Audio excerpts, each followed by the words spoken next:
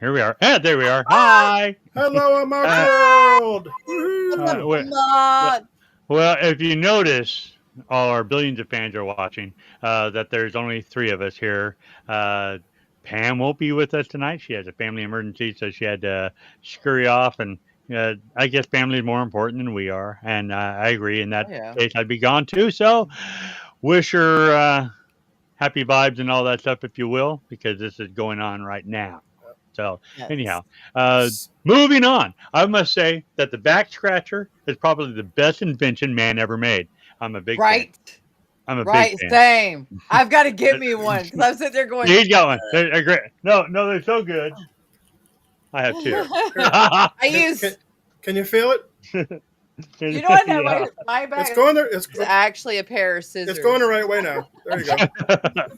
All right, here we Oh, go. thanks.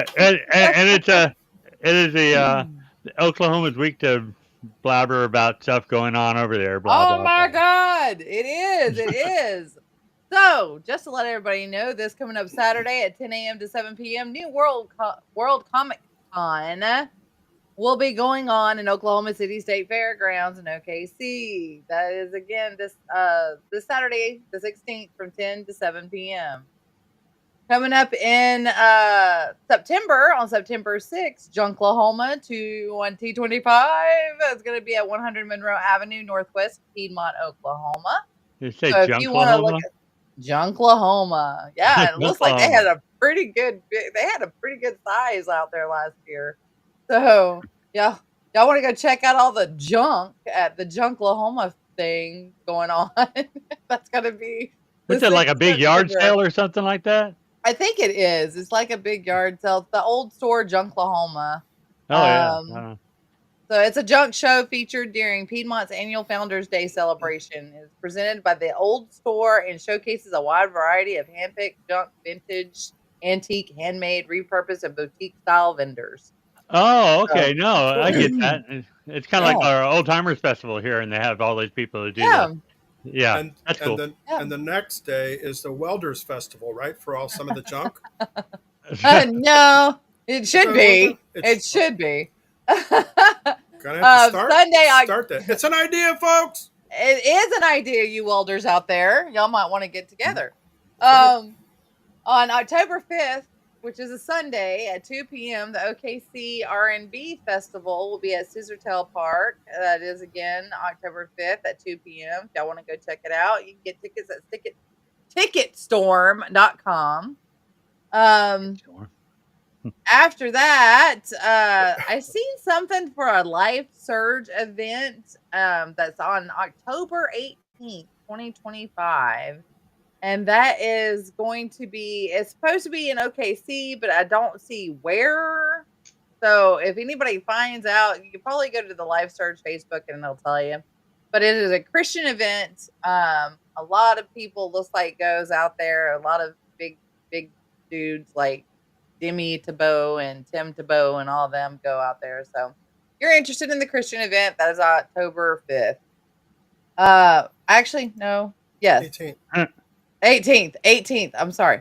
I was paying attention. Thank you. Finally. Coming up on Saturday, August 30th, the Seminoles Stampede at Kelly Haney Center will be going on at 6 p.m. if y'all are interested in that. That is Texoma's Pro's first time in Seminole, Oklahoma, and it's going to be a fantastic event. So come out and see Seminole's very own Billy the Kid and Neo Genesis. That looked really, really interesting. And I did see our friend Anita Tallbull was interested in that one too. Oh. Yeah, she's hopping back into the paranormal fun. Oh, nice. Yeah, she just Nice. started. Oh yeah, she just started a team. Yeah. Oh, think she's well, we're got gonna like- have to get her on the show.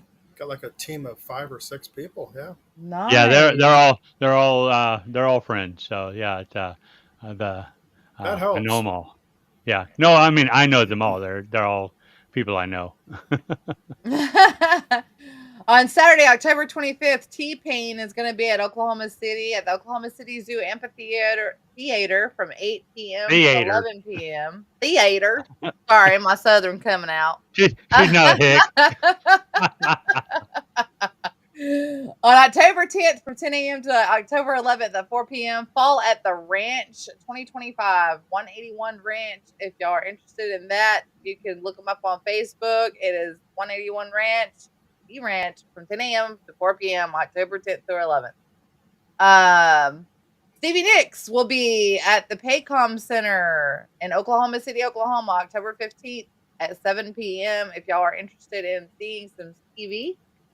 On the 18th of October, Brookside Boo-Ha-Ha 2025 will be at Brookside, Tulsa from 9 a.m. to 12 p.m. Now, this is a Brookside Boo-Ha-Ha on Saturday with over 10,000 in attendance each year.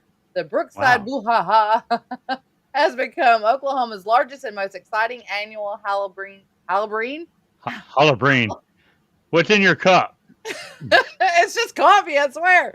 Annual Halloween celebration. Dress up in your best costume. That is again October 18th from 9 a.m. to 12 p.m. On October 3rd, this is one I want to see at the BOK Center. Cat Williams will be at the BOK Center, Heaven on Earth Tour, October 3rd at 8 p.m. It's on a Friday. I'm very seriously thinking about going. I like Cat Williams. I've always liked Cat Williams, and I've just grown to like him more and more each year. August 30th, again, Oklahoma City Time Travelers Vintage Expo. That is Saturday, August 30th from 10 a.m. to 5 p.m. Oklahoma City Convention Center. We got two more. One, next to the last is the Goo Goo Dolls. That'll be September 11th at 7 p.m. at the Oklahoma City Zoo Amphitheater. So if you're interested in the Goo Goo Dolls, I like the Goo Goo Dolls.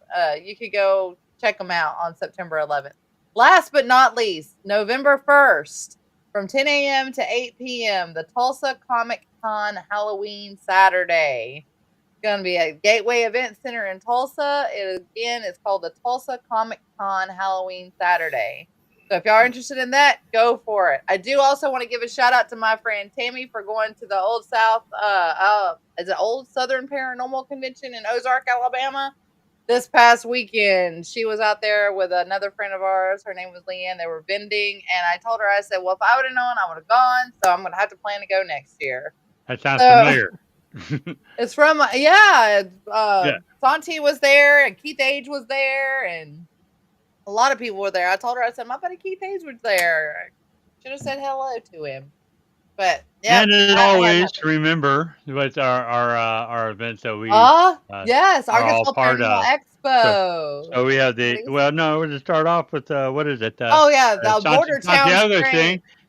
Marigold, Arkansas. Holy beans crispy. Yeah. Yes, that's going to be September. The High Nation Horror Show 3 on September 19th, there. weekend of that. And then, of course, we have Shauna's going to be there. I'm going to be at SilCon that day, and that's not in our area. Ken. You know, it's all our area. SilCon, which happens to be the same weekend. And then we have Bordertown. Bordertown Paracon is on the I just lost it. Yes, the 27th, the weekend. It was just Saturday the 27th. And then, of course, the Arkansas Expo the weekend of October 25th. So that's good times for everybody. So depending on where you're at, come meet us. We're going to be all over the place. So be there. Yes. You know what? I bought 2 cars from Breeden Dodge here in Fort Smith, and I don't think this guy has anything to do with my cars, but he has the same name. So who's Tony Breeden? We're going to talk about the Tony Breeden, right? We're going to learn all about Tony Breeden. we got Tony. I know several Tonys. Probably more Tonys than any other single name. So, this Tony is actually, and he's such an amazing human being. He is into D&D. He's into Renaissance festivals. He's into sci-fi. He's an author. He's also a preacher. Preacher man. Right on. Yes. Let's get down. Let's get on a soapbox. Let's bring him in. Welcome, Tony Breeden. How are you this wonderful day? Welcome. Greetings, Earthlings. How are we doing today? Did you read my post this morning? That's how I started one of my posts. Hello. I do that on a Greetings, regular basis Earthlings. because, I'm like, really? Really? It's like, spying. great Go ahead. minds. ESPN. There you go. ESPN, yeah. Well, see, we've got this giant radio array in West Virginia, and that's where I get all the stuff coming in. Okay. But no, probably the Men in Black, and the Mothman, any of the other wonderful cryptids we're hoarding. Our state has the best cryptids. I'm going to say that right now. I'm required to. It's West Virginia state law. Okay. It's in the Constitution, right? It is. That's what I thought. What part of West Virginia? All of it? Well, really, yeah, all of it. Currently, I'm in St. Albans, West Virginia, and that is a place that had not one but two Mothman sightings during the Mothman flap in '66 and '67. And that was a weird thing to learn about a town I just kind of drifted into because, there was a house I could buy here. It was affordable because of Mothman, right? There you go. Yeah. Okay, I guess. Mothman lowered the price range for you, or I'm not sure. Well, everything in West Virginia. Think how bad pigeons are when they're over your car. That was a bad joke. I'm sorry. I will warn you up front that I appreciate bad puns more than I appreciate good puns. So the worse it is, the more I will probably laugh. Oh, the more, I love a good groaner. So yeah. We've been challenged. Okay, there you go. I'm ready. Go ahead. I'm ready. So I've already asked them a bunch of questions, so it's your guys' turn. Oh yeah. Who are you? Okay, I was gonna say, where's St. Albans? You already told us St. Albans. Yeah. St. Albans is right near the capital of Charleston, West Virginia, which also had a Mothman sighting, by the way. It's Charleston is where I was born. So I was born right there in the heart of West Virginia, next to the giant gold dome. Our capital does have a giant gold dome for some reason. There used to be an urban legend that people would take pot shots at it to get a piece of gold off of the dome itself, but it's paint. So if anybody's thinking about that, don't. Don't. Yeah, it's paint. It's also very illegal. Yeah. Oh, and he has also a plethora problem. of knowledge. He can probably name off dates and times. I am a storehouse of useless information. I have a lot rattling around up in there. That's just how that works. Good. I think I may have been through your area. Charleston, isn't it right there on the Ohio River? No, that's you're probably thinking of anywhere else like Parkersburg or Point Pleasant, West Virginia. Well, that's further south. That's where the Ohio Rivers. We're at the Kanawha River, which is less impressive, but it's right smack dab in the middle of the state, basically. Okay, gotcha. Smack dab. Right there. Got it. Smack dab, yes. I will be using phrases that are Appalachian. It's going to happen. I like it. You've already heard the accent. You can't do anything about it. This is just how I talk. This is how we all talk back here. I will probably use terms like flat as a flitter, west by God, Virginia, anything else, Washer-Winder, anything I can think of just to make it as authentic as humanly possible. I don't want you to miss out on the West Virginia experience. Well, I love it. I love it. Got it. I like West Virginia. It is beautiful. We went to Point Pleasant, and that was a quick day trip, and then we headed up and did the big roundabout trip. But we come another direction back and drove through more West Virginia, and it was actually a pretty state. So, like it. What do you do? Let's see. Like it or not, this is what a 20th level bard looks like. I do a little bit of everything. I sing, don't dance because I have Baptist feet, and that means that I've never left the floor. Okay, that's essentially. I grew up in the Baptist Costal tradition, so I get to make fun of everything in that particular area. It's all good fun. What did you ask me? What do you do? What do you do? Oh, okay. What do you do? I'm an author. I'm currently working on my 12th book, the Book of the Grafting Monster. I've written both sci-fi and sort of Fortean, paranormal, cryptozoological, ufological, all that stuff. You know, Yeah. one book was on exotheology, which is the theology of what we would do if aliens landed on the White House lawn, because Christians aren't concerned with the run problem, because that's what you should do if aliens Yeah. land on the White House lawn. They're more concerned with, should we baptize them? Yeah. Right. So, you know, are they angels? Is that just another word for angels? Are they demons? Would Jesus have to die on multiple worlds? Right. I got all these questions because my first book was called Johnny Came Home, and it was about kids who develop superpowers in a town here in West Virginia called Midwich, which is a nod to the Midwich Cuckoos.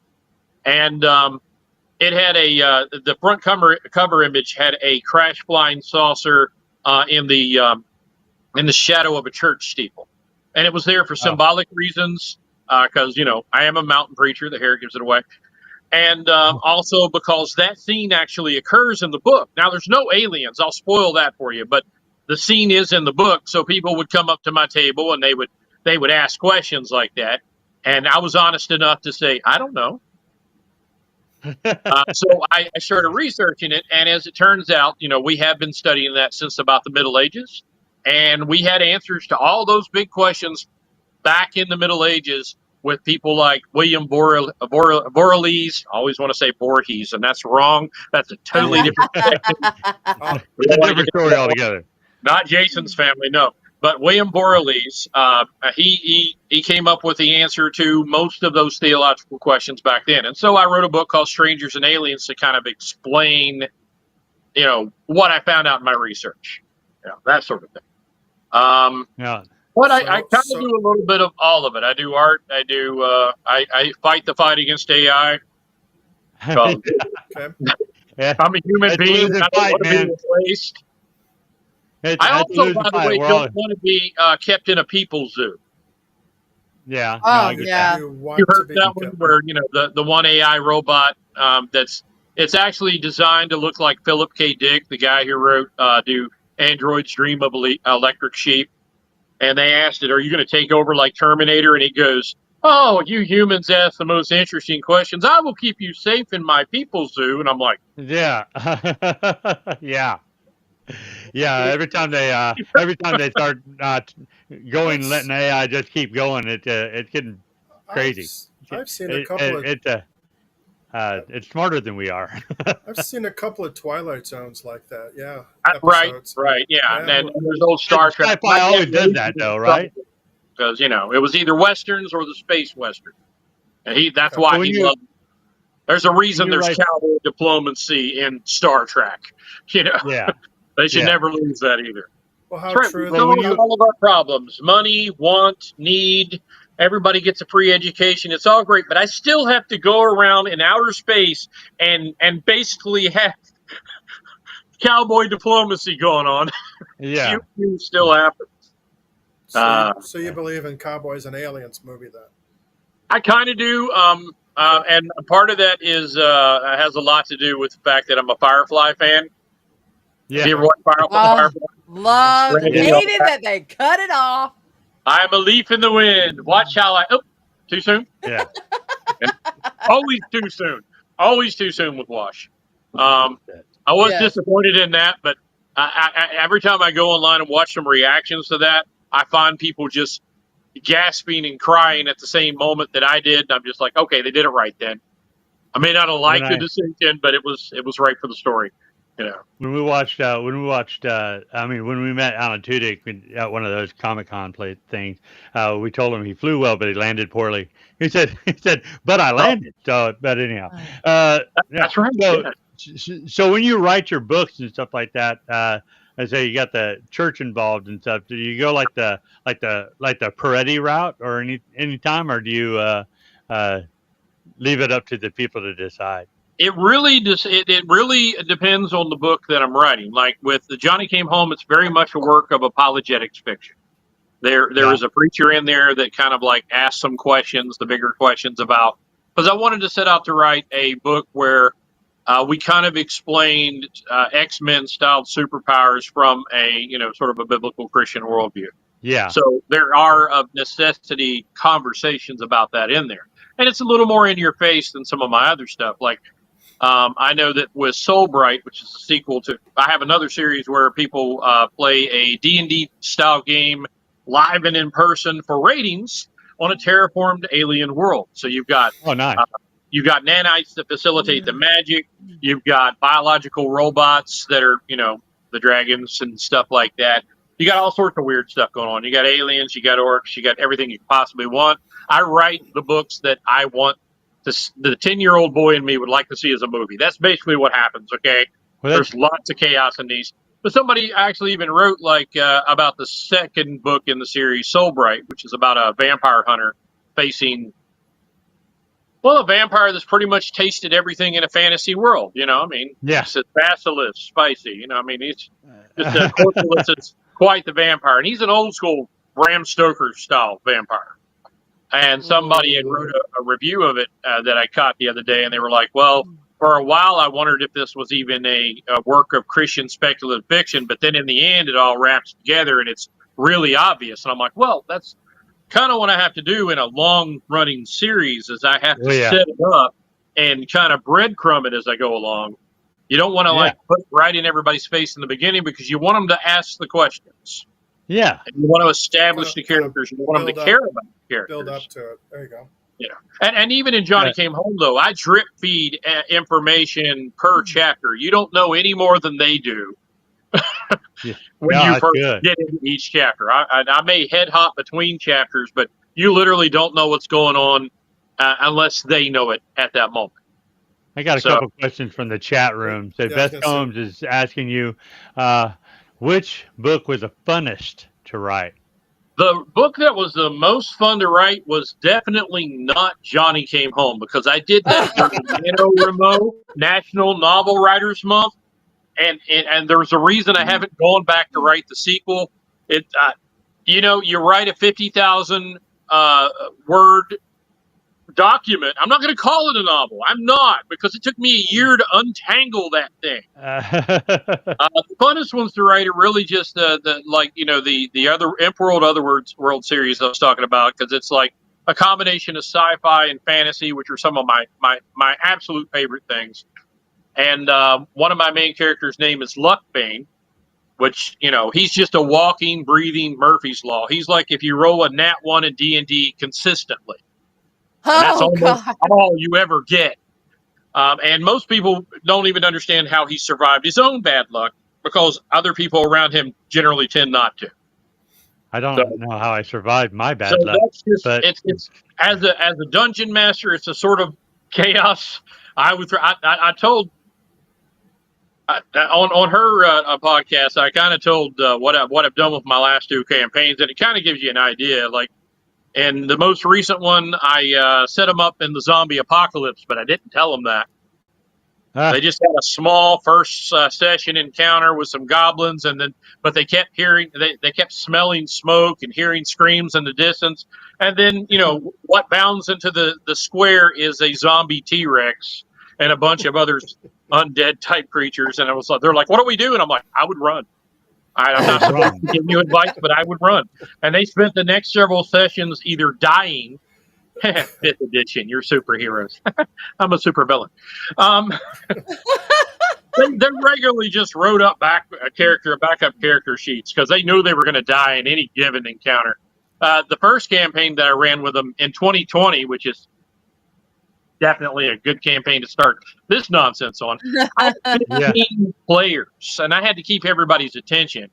Somebody had gotten together a bunch of people and said, as many people as want to sign up for D&D, do it. And I agreed to be a dungeon master, thinking there would be others, and there were not.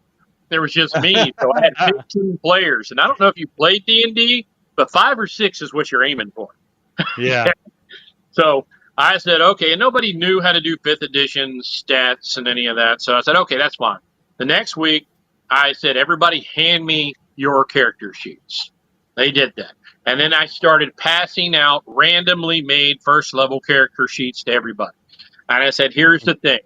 Everybody, I split them into 3 random groups. And I said, you guys wake up in what is called the Pit of the Dying. You guys wake up in jail cells, locked, but you have all of your items. And I'm going to tell you that rogue rolled nat 1s the entire time. They never got out there. and you guys wake up on stone examination tables surrounded by bloodied and rusted tools and implements of destruction. You know everything that's on your character sheet. You know your name, but you don't know where you are, and all you know is that you're in the wrong body. Go. Go. And they were Have just like, what? fun. Yeah, a lot of people died in that first session.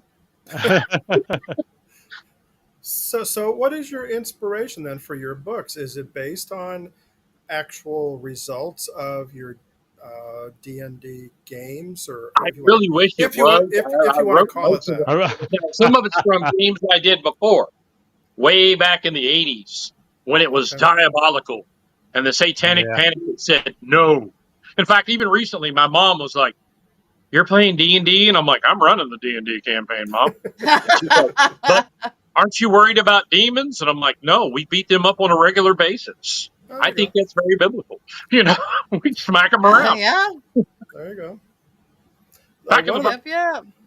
one of the So, questions. yeah, but a lot of it was Go like ahead. the stuff I watched as a kid. I grew up when, Steven Spielberg didn't hate people.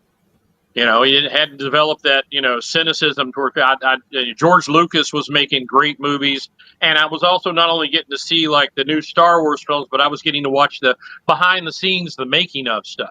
And that's kind of in a nutshell what I am. I'm the person who likes the wonder and the screen and the story and all that, but I also want to know what makes it tick. Okay, So that's kind of how I approach most of this stuff, and it's fun. I write books the way that I would write probably a movie. It's basically just writing down the movie that's in my head. But I answer the guy's actual question. Best book I ever wrote, the most fun was Luckbane. Once I finally got it written and got out of the worldview or the world building stage, because I write tons of stuff that's like how they talk about the iceberg. My iceberg is as big as a Star Destroyer. It's ridiculous. Okay. I've got like source books with like the history of the planet, the history of the game, the history of the real world, the history of the game, the game history, where dragons came from, where magic came from, the different mega corporations that run the whole place, this and that and the other. It's like Stephen King always based all his stuff there in Bangor, Maine. Yeah. So yeah. So you got enough you could outdo Gene Roddenberry right now. Well, I mean, I'm a little more cynical than Gene Roddenberry is. I am. He's got a much more optimistic view of the universe. To borrow a line from, I think, Mike Warnke, I tend to cross-reference the Book of Revelation with the Evening News, and I'm a little more cynical as a result. Mike Warnke. Wow, man, that's a blast from the past. Wow. Oh, yeah. Papa Warnke. So I got a question here. You say you're a preacher also. Yeah. During your sermons, I'll just call it a sermon or whatever, do you bring up all your paranormal stuff in your sermons and to your congregation or whatever?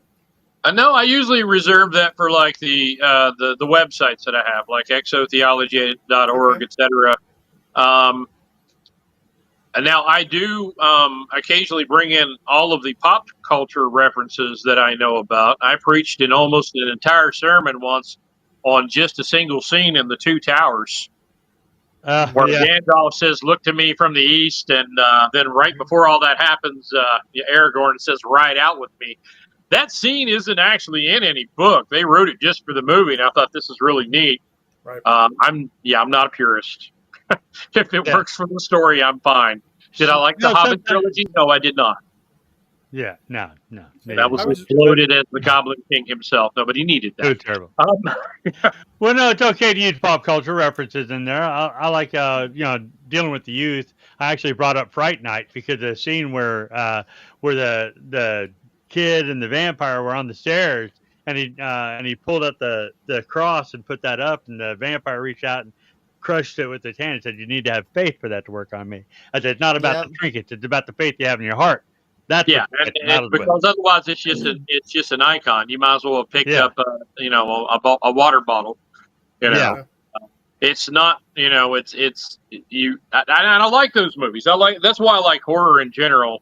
One of the reasons I wanted to put vampires in a sort of a Bram Stoker sort of a phase is because, one, they're really powerful. They're like, but today's vampires are wimps. They're sparkly. Oh, Right? they I have to take sparkle. one jab at Twilight. It's required.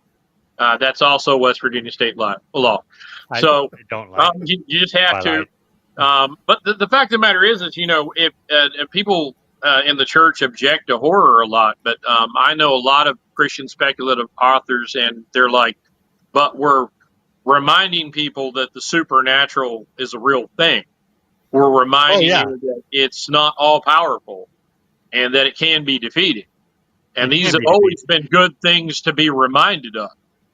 That's You why I know, like Frank Peretti. When I talk about Frank Peretti, This Present Darkness and things like that, I just like because it, uh, if you read the book, you know, you have three storylines because you have the demons here, they had their storyline, the angels here, they had their storyline, and the people in the yeah. middle, and then the war for all of them. So it's pretty. I like reading that kind of book because as you're reading it, it's a scary book, and But yeah, and I think but it's it got a should message. be. I mean, because if you're writing a horror film and it's not scary, you have failed. If your messaging was more important than actually writing a good example of the genre you're set out to do, then you failed. Yeah. You know, if No. your That's a good message point. is takes precedence over your story, you failed. And like in Johnny Came Home, I really had to balance that because it is in your face apologetics fiction. Yeah. So I kind of had to balance it and make sure that it still told the story and that everything I said met the needs of the story more than it met my need to. I could write a nonfiction book easily and just get all that stuff out. You know, a Yeah. lot of that stuff's in Strangers and Aliens. I wanted to make sure it met the needs of the story itself because that's kind of important if you're selling a book. Otherwise, you're kind of selling a lie to people because they think that Yeah. they're buying a sci-fi book or a horror book or a superhero book or whatever it is, and then they find out that it's really just a sermon Yeah.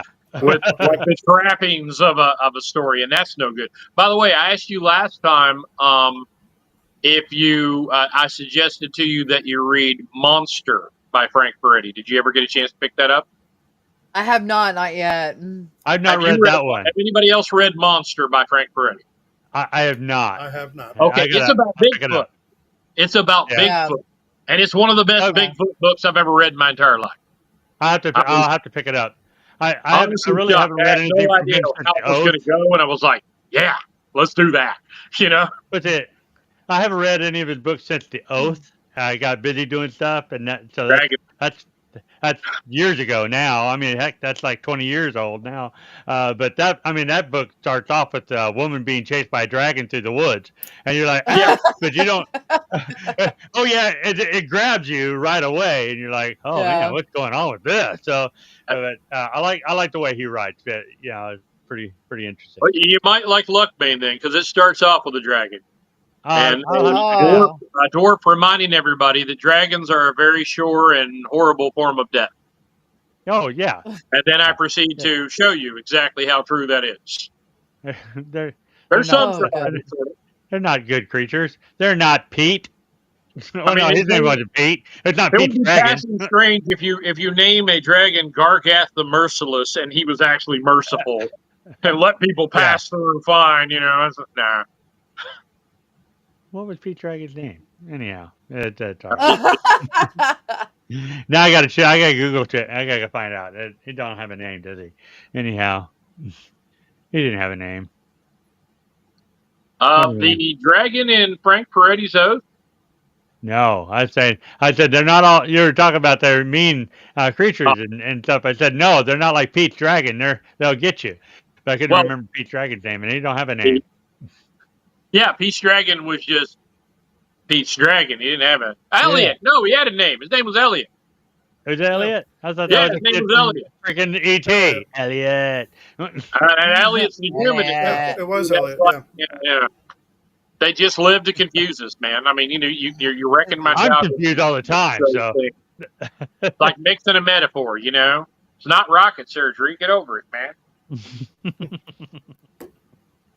So what was the Oh, my most? What was the make me last, spit my water out. question was, what was your most challenging book that you've written? Was it Really, it same was one? the entire Luckbane series was the most challenging book because I did spend a good 7 years writing the backstory for it. That iceberg approach, I took a long time, because it takes place in the far future, so you have to write you have to create the dystopian future world with the mega corporations and its history, etc., and how they discovered this planet across the universe called Terrak. Then you got to kind of have the history of the Emperor virtual video game that everybody's been immersing themselves in because the dystopia kind of stinks. It's a bad place, and everybody likes to escape. And then you have to design not only the world of Terrak with all of its alien species, etc., but also they terraform an entire continent to right down to the last smelly dungeon to look just like the game world. So Okay. then I have to figure out the history of that place as well, and everybody's sort of politics, etc. So it was really in depth. I even figured out things like what are buzzwords we would use in the future. Just things like that to make it feel like a more immersive, authentic experience. Sure. And I've got things. I've got robots. I've got mutants, Homo adaptus, a species of humanity that we have created just to do the things we don't like to do. To work in the near airless Martian mines, to fight our wars, to farm our undersea oceans, to be up and mine in the Arctic and that sort of thing.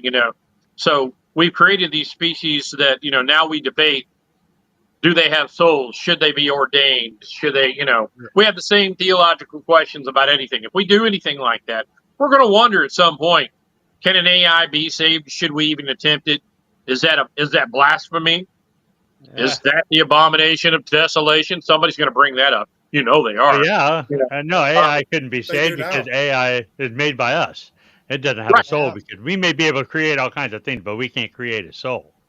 Yeah, that's the thing. So if it gets a soul, then how did it get a soul? Now, I did write a short story called Bad Program, and I explained what I think alien or robot salvation would look like. And it's basically just rewriting the program. So Yeah. it basically is, which is a good analogy for what happens to us anyway. Yeah. In my life, it's basically what happened.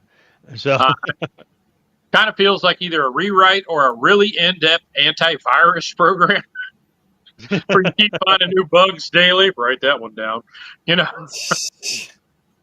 too funny. Didn't know this was a problem up until today.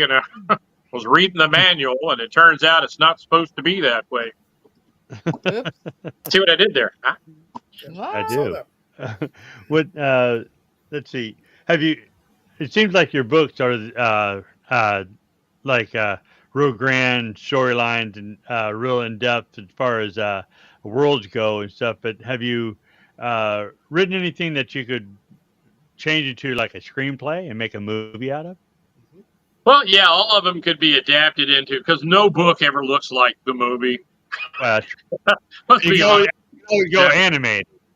So. Right. And I mean, so there's things that they would inevitably just take out or whatever.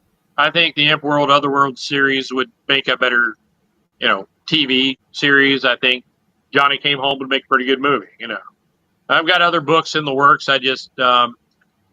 I generally take a break from the Fortean sort of research. But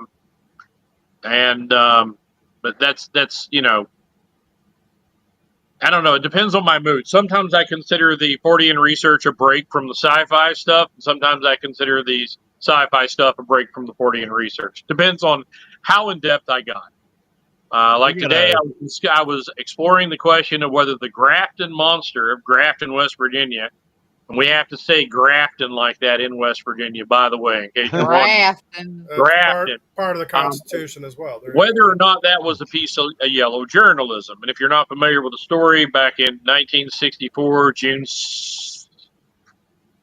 sorry, losing my dates for a second there. Yeah, June 16, 1964, Robert Cockrell was driving down a road in West Virginia. He's in a 1964 light blue Mustang, brand new with the top down. He's going down the one straight stretch where you can let it all open. He says he's going about 55, but that was a long way home. So we know what was going on, Bob. It's 11 o'clock at night. He goes around this long, wide turn, and as he gets to the edge of the turn, he sees this huge white obstruction, his words, that is about 7 to 9 feet tall and 4 feet wide. It has no discernible head whatsoever. It's not moving, and it has seal-like skin or a seal-like covering. And you'll go online and you'll hear some accounts about how it it was moving and he watched it go across the road, Jurassic Park style. Da, da, da, da, da. None of that happened. It did not move at all. In fact, it didn't move. He did. He punched the gas pedal and he went lickety split for town. And he came back with some of his friends because he was a newspaper reporter. That's what he just got off his job at the Grafton Sentinel, and he come there with his friends to inspect it, see if they could find out where the monster might have went, what it was even. And they found some matted down grass near the riverbank and heard a whistling sound that they really couldn't place where it was coming from, but it seemed to be following them. And then at some point they went home and they vowed never to tell anybody. Well, he kept his promise, but his friends spread it all over town. And by that night, they had organized massive teen monster hunting parties. And of course, then awesome. Robert Cockrell had to spill the news to his editor, and he went out and investigated, this whole thing where they're monster hunting. And the next day, this newspaper article comes out that says teen monster hunting parties, the latest thing in Grafton, And it turns out there were 20 other witnesses, and one guy said maybe it's a polar bear, but they couldn't figure out where a polar bear might have come from. I did. Maybe it was inspired by the monster we just had just heard about. All sorts of things, but he got out of hand. Once that news got out, the next night the crowds doubled, and it was lined up and down Riverside Drive, and the cops were having to the people were lined up on the side. Nobody could get down the street. And, they were armed with implements of destruction, as teenagers tend to be. Baseball bats and teenagers destruction. Thankfully, no firearms, because it is West Virginia, and that was always a possibility, And there are newspaper reports of, them having to remind kids that in city limits, we don't shoot out the lights. Yeah. Not city limits. That's rude. But, rude. So, and then, the next day they put out a big story on how it developed from there. But they said, hey, turns out we found out that the night of the original sighting, somebody was going down Riverside Drive with a cartload of boxes, and it must have taken a weird shape in the middle of the night. And that's what everybody saw. And they squelched it real bit. Yeah. Part of me wondered if that was yellow journalism. It's an option I hadn't explored. I've explored polar bears, the idea that it might be an extinct giant ground sloth, because that's a state fossil around here, Bigfoot. There's 3 versions of that handcart horror thing. You got the handcart horror, you've got Betty Conrad and the refrigerator of doom, and you've got the bicycle beast of Grafton, all involving people carrying large amounts of boxes that have to be at least 7 to 9 feet tall by 4 feet wide. Going down it's a strange little story, but when I was researching it, what I found out is that today there's no way that was yellow journalism, because they were trying to attract they were a dying town and they were trying to attract new businesses, and this story came out inconveniently at the same time they were doing a groundbreaking for a brand new business that they had spent all year trying to woo and get into the town. And I was like, oh yeah, that's probably not yellow journalism, because you do that to up your newspaper subscriptions and stuff. Yeah. You definitely don't do it to run off businesses. No. So, I'll say that I'd never heard of the Grafton Monster, and I'm looking at the Grafton Monster Festival little thing, and my wife would want a plushie of that. So yes, tell her to buy a polar bear plushie and turn it around. No, I don't know if it's a polar bear or not. But I did research whether or not it could be. And as it turns out, there was a circus 40 days prior, a hop, skip, and a jump from where the sighting was. And that circus had polar bears, plural. Hmm. So Oh. I think if I'm I not missed saying it's if a I polar lost bear, a but polar bear, it's I would now tell the news. more plausible that it Yeah. might be a polar bear. I got a question from the chat. Beth Uh-huh. Combs wants to know if you've had any paranormal experiences.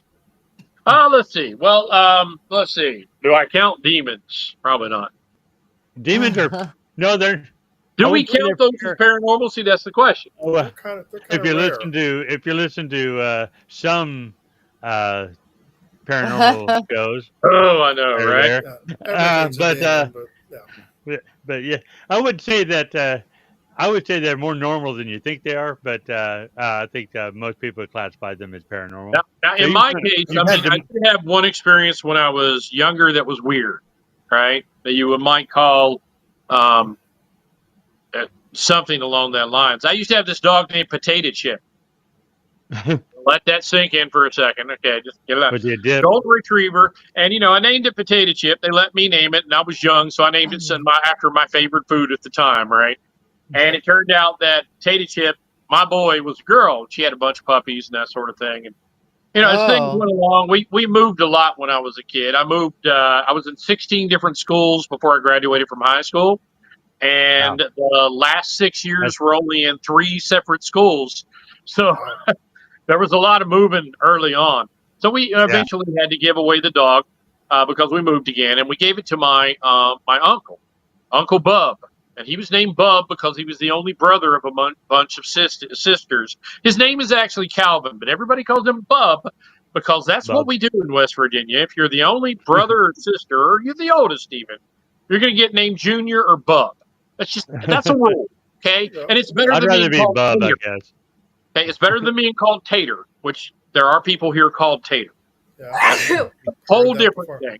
Bless you. In any case, Thank you. she's allergic to that one. But To potato chips. There you go. in Yeah. any case, we moved, and one night I woke up in the middle of the night in a cold sweat, and I just started crying. And my parents were like, "What's wrong?" And I said, "Potato Chip's dead." And they were like, "What are you talking about?" Because they done forgot the dog's name and everything. And I said, "My dog, Potato Chip's dead."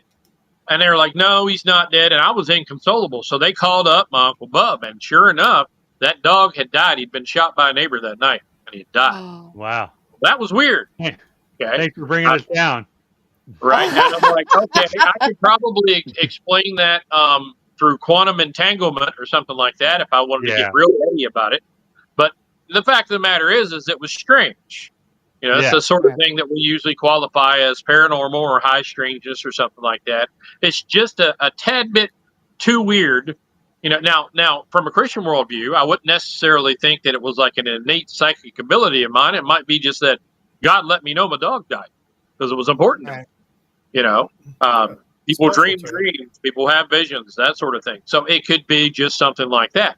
And I would tend to explain it like that. And the people who believe that it's, the crystals and it's definitely some sort of psychic innate ability and, you read your cards and all that, they get mad at me when I do that because it's not what they want to hear. But on the other hand, I absolutely will not listen. There's a guy out there, and I won't name him because we're in the middle of an online fight. And he says, I want to tell you that all ghosts are 100% always demons. And I'm like, no, they're not. Oh my Most of the God. time, they're they're not ghosts. Most of the time, I said, are you saying that they're not the spirits of departed people? I'm like, that might be the case because, there's some biblical objections there. To be absent from the body is to be present with the Lord. But Yeah, that's there's actually always the spoken to somebody who possibility. is on ministry. That annoyed Right. me so much when they use that. As Right. you die on But ministry, you become. Yeah, never mind. Right, but Picking here's the thing, myself and I tell them, I said, I'm not hiding the fact that I'm a Christian. Okay, so you're coming at it from a point of view where you're not a Christian, and I'm coming up from a point of view that I am. So I'm going to bring this in. I said, but here's the thing: there's no guarantee that if it's not interactive, if it's just a repetitive thing that keeps happening from time to time, that might just be akin to a screen image. It's just something has impressed itself upon our space time to the point where we just kind of see it overlap with our time. This time, I mean, it's kind of like we don't really even understand it now. The people that understand string theory the best say we don't know anything about it.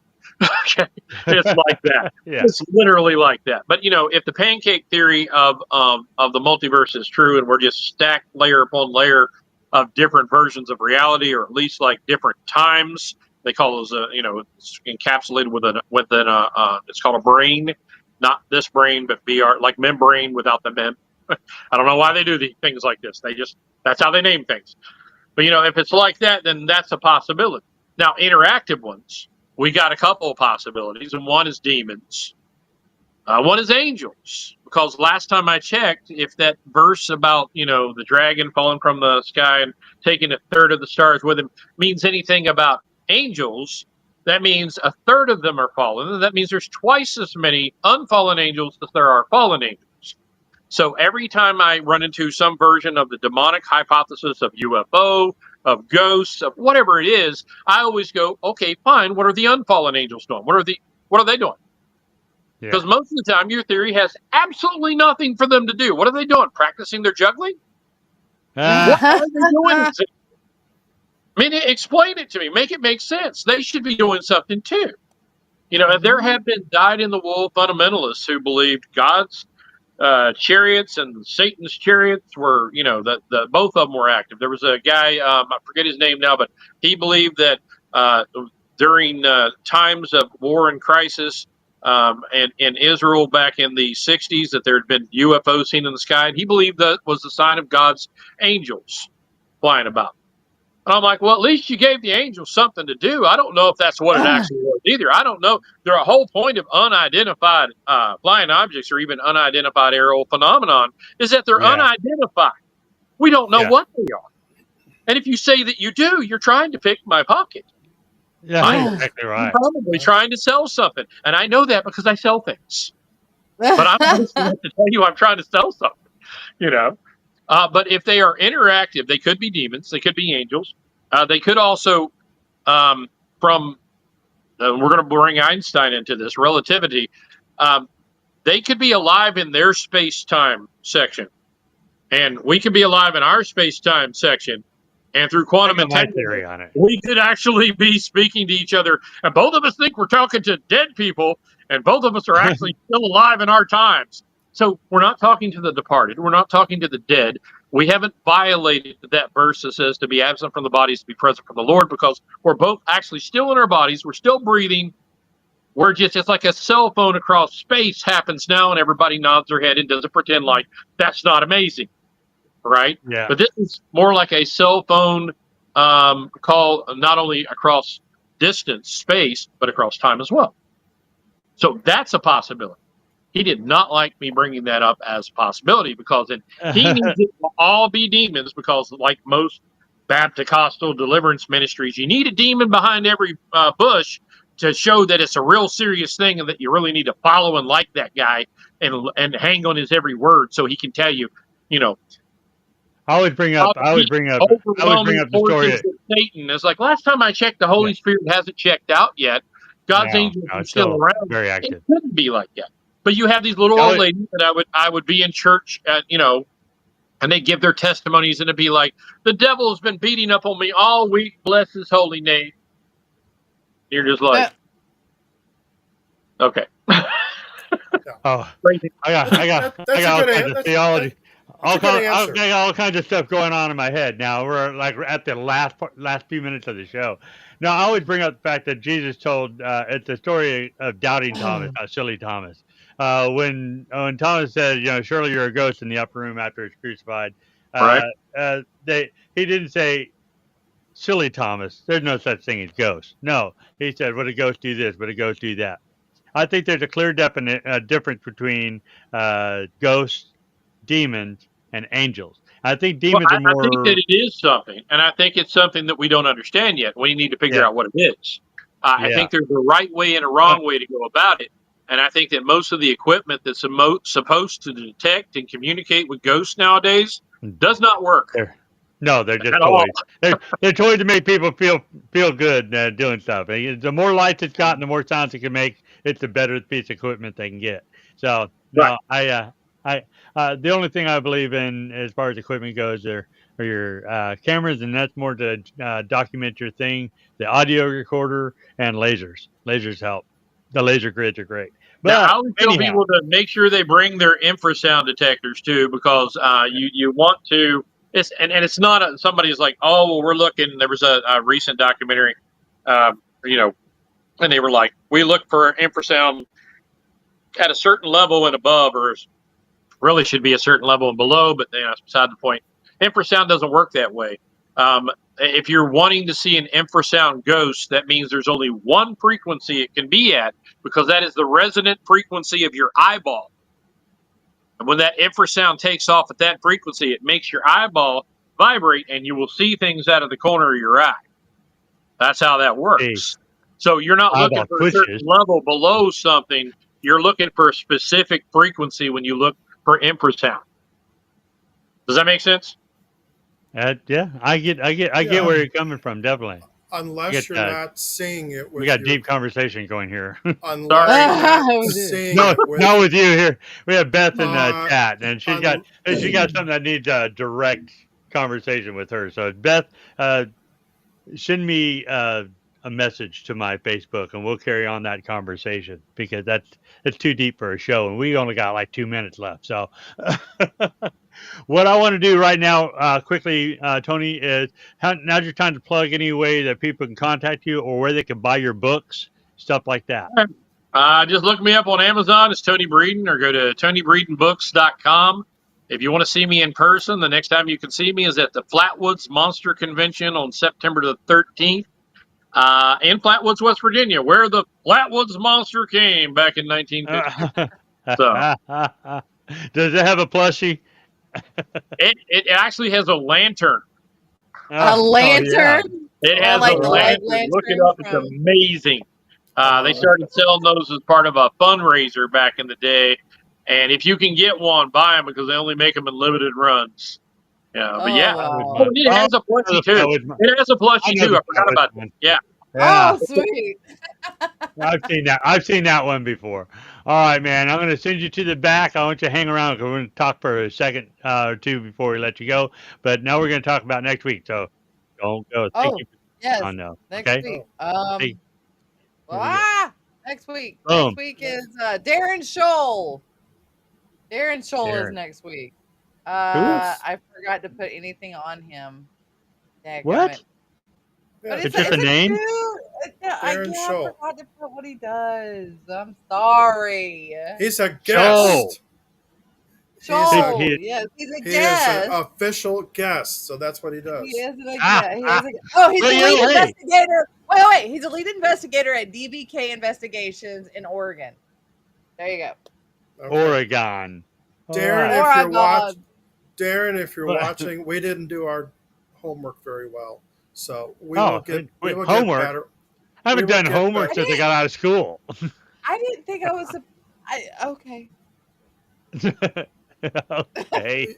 We weren't putting you on the spot. I didn't know either. I'm like, well, he's an official. Well, I scheduled him. I should have put something down there, and I didn't. I put the dat, and then it was like blank. It's like, oh God. Darren, we love you. Everybody. We don't even know you yet, but we love you. Yeah. We'll see you next week. Yeah, and hopefully we'll be all back next week. So remember what I said about Pam. Keep her in your thoughts and your prayers and stuff like that. Her family. Absolutely.